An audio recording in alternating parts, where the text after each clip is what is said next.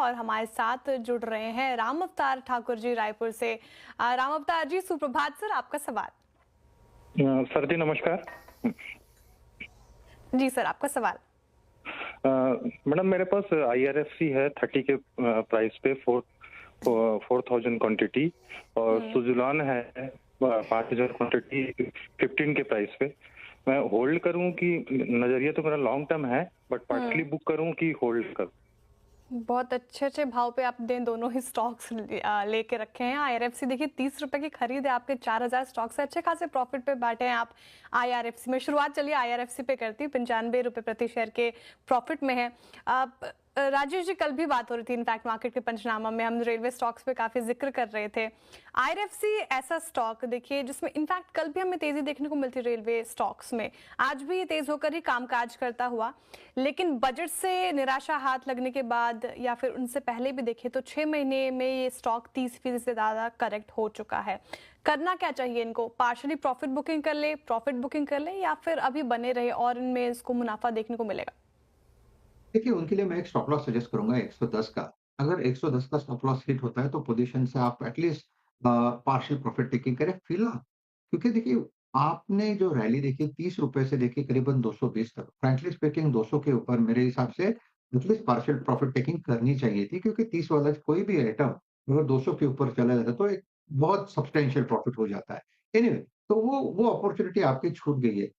220 से करेक्ट हुआ करीबन 120 तक, 115 तक। तो एक इतना अच्छा सेलिंग होने के बाद, क्योंकि आप लॉन्ग टर्म निवेशक हैं, तो मेरे हिसाब से थोड़ा वेट करें। अगर आपको एग्ज़िट ही करनी है या एटलीस्ट आपको पार्शियल प्रॉफिट टेकिंग ही करनी है, फिर मुझे लगता है उसका लेवल होगा 145। 145 से लेके 160, तो ये रेंज होगा जहाँ तक एक पुल बैक आना चाहिए, बशर्ते बाज़ार भी साथ दे। तो करंटली मैं यही कहूँगा, चार्ट देख के ये लगता है कि थोड़ा होल्ड रखिए। 115 का फिलहाल जो सपोर्ट दिख रहा है, वो यहाँ पे अगर काम करता है, तो यहाँ पे एक रिलीफ रैली मिलेगी, जहाँ पे आपको एग्ज़िट अपॉर्च्युनिटीज़ भी मिलेगी। तो 110 का स्टॉप लॉस होगा एंड इट्स अ होल्ड। इसका स्टॉप लॉस होल्ड और 145 तक के लेवल्स आपको देखने को मिल सकते हैं। वो इंपॉर्टेंट लेवल है जहां पे आप एग्जिट कर सकते हैं या फिर अपने पार्शियल प्रॉफिट बुकिंग कर सकते हैं।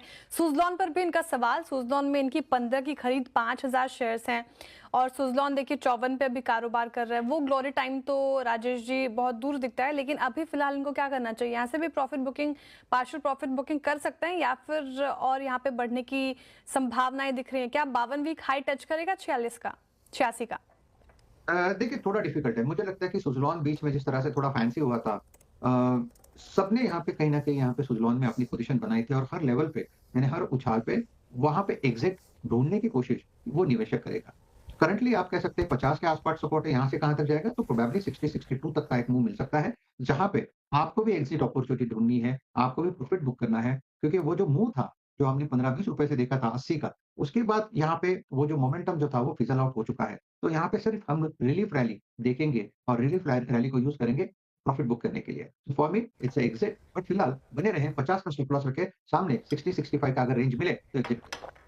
ओके, 60-65 के टारगेट के लिए करें चेज़, जैसे ही टारगेट आते हैं एग्जिट की सलाह, और इस टाइम पे 50 का स्टॉप लॉस रखें खासा ध्यान में। डे लो से बाजार में एक रिकवरी आती हुई